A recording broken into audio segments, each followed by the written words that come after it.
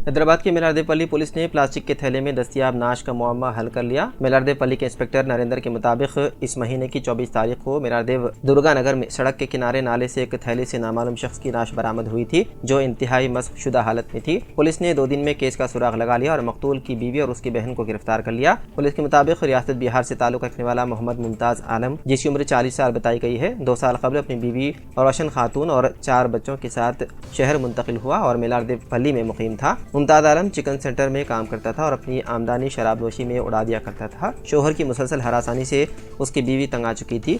20 दिसंबर को मुमताज आलम हालत नशे में घर पहुंचा, जिस पर उसकी बीवी ने अपने शोहर पर अपनी बहन रेहाना बीबी के साथ मिलकर अपने शोहर पर लाठी से हमला करके उसका गला पलंग के नुवार से घोंट कर कत्ल कर दिया। कत्ल के बाद दोनों बहनों ने मिलकर नाश को थैले में डाल दिया और आधी रात को एक ऑटो किराए पर लेकर दुर्गा नगर पहुंचे, जहां उन्होंने नाश को फेंक कर राह फरार इख्तियार की। पुलिस ने इस मामले की बारीक बीनी से जाँच करते हुए रोशन खातून और उसकी बहन को गिरफ्तार करते हुए अदालती तहवील में दे दिया।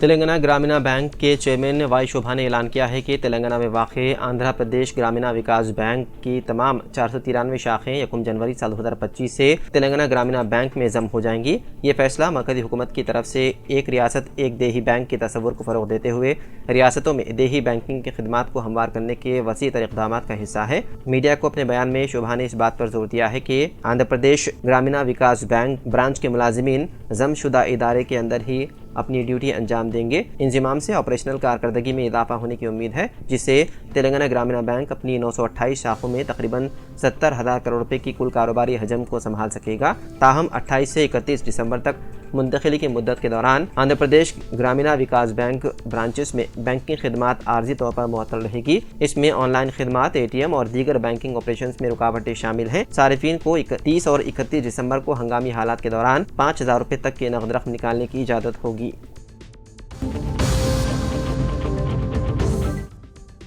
हिंदुस्तान के साबिक़ वज़ीर आज़म डॉक्टर मनमोहन सिंह 92 साल की उम्र में इंतकाल कर गए। उनके इंतकाल पर हुकूमत ने 7 दिन के कौमी सोग का ऐलान किया और कांग्रेस समेत कई जमातों ने अपने प्रोग्राम मनसूख कर दिए। मुल्क भर से आवाम और रहनुमाओं की जानिब से तादियत और खिराज तहसीन का सिलसिला जारी है। साबिक़ वज़ीर आज़म मनमोहन सिंह के आखिरी दीदार के लिए मुतादिद अहम शख्सियात उनकी रिहाइशगाह पहुंचे। वज़ीर आज़म नरेंद्र मोदी ने मनमोहन सिंह के जस्ते खाकी को खिराज अक़ीदत पेश किया। इसके अलावा नायब सदर जमहूरिया जगदीप धनकर, कांग्रेस के सदर मल्लिकार्जुन खड़गे, वज़ीर दिफा राजनाथ सिंह और कांग्रेस की पार्लिमानी पार्टी के सदर सोनिया गांधी भी मनमोहन सिंह की रिहाइशगाह पहुंची और उनके आखिरी दीदार किए। कांग्रेस के रहनुमा राहुल गांधी और प्रियंका गांधी ने भी अपनी वालिदा के साथ साबिक़ वज़ीर आज़म को उनकी रिहाइशगाह पर खिराज अक़ीदत पेश किया। तमाम रहनुमाओं ने मनमोहन सिंह की खिदमात को सराहा और उन्हें याद किया।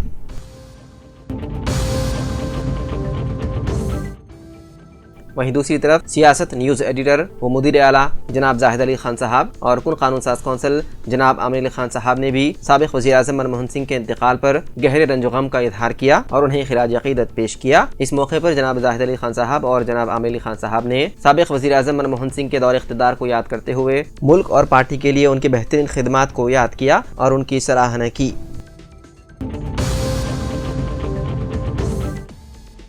सदर कुल हिंद मजलिस इत्तेहादुल मुस्लिमीन और कुन पार्लियामेंट हैदराबाद बैरिस्टर ओवैसी ने भी साबिक़ वज़ीर आज़म डॉक्टर मनमोहन सिंह के इंतकाल पर इज़हार रंज किया। उन्होंने अपने पैगाम में कहा कि उनके इंतकाल की खबर सुनकर वाकई दुख हुआ। उन्होंने मजीद कहा कि मैं उन्हें हमेशा वाहिद वज़ीर आज़म के तौर पर याद रखूँगा जिन्होंने अक़लियतों और पसमानदा तबक़ात समेत हिंदुस्तान के पसमानदा तबक़ों की बेहतरी के लिए मुखलिसाना कोशिशें की। उन्होंने डॉक्टर मनमोहन सिंह के अरकान ख़ानदान से इज़हार ताज़ियत किया। वाज़ेह है कि डॉक्टर मनमोहन सिंह का कल रात इंतकाल हो गया। उनकी आखिरी रसूमात 28 दिसंबर को अंजाम दी जाएंगी।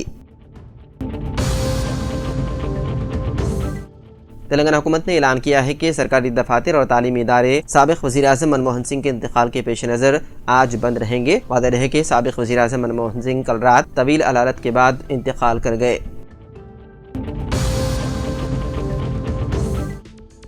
हैदराबाद में फार्मूला ई रेस के दौरान मुबैना माली बेज़ाब्तगियों के सिलसिले में ACB केस को मनसूख करने के लिए हाई कोर्ट KTR की दरख्वास्त पर आज समाअत करेगी। KTR जो मुबैना तौर पर इस केस में अहम मुल्ज़िम है को 30 दिसंबर तक बगैर किसी गिरफ्तारी के पहले ही राहत दी गई थी। अदालत ACB और शिकायत कुनंदा म्यूनसिपल सेक्रेटरी दाना किशोर के जवाबी हलफनामों का भी जायजा लेगी।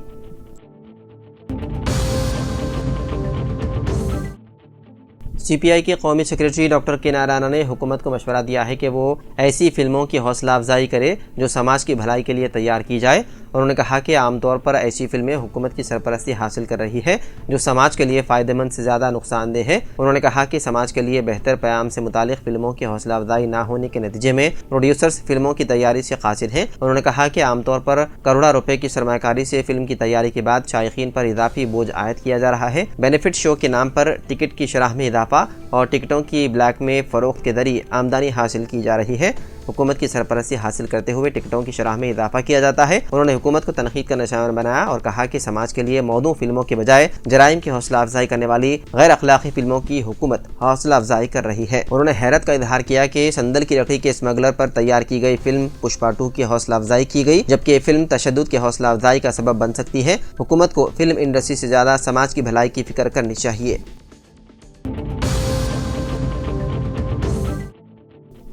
تلنگانہ میں اندرما اندلو اسکیم کے لیے داخل کی گئی درخواستوں کی جانچ اور سروے کا کام تیزی سے جاری ہے۔ توقع کی جا رہی ہے کہ 8,54,000 درخواستوں کی جانچ اور سروے کا کام سنکرانتی سے قبل مکمل کر لیا جائے گا۔ اندرما اندلو اسکیم پر عملاوری کے سلسلے میں حکومت نے بجٹ مختص کیا ہے تاکہ اسکیم میں کوئی رکاوٹ پیدا نہ ہو۔ بتایا جاتا ہے کہ اسکیم کے تحت ایسے غریب خاندانوں کو ترجیح دی جائے گی جن کے پاس اراضی موجود نہیں ہے۔ بتایا جاتا ہے کہ سروے میں اس بات کا انکشاف ہوا کہ درخواست گزاروں میں زیادہ تر ایسے خاندان ہیں جو اپنی اراضی سے محروم ہیں اور کرائے کے مکانات میں زندگی بسر کر رہے ہیں۔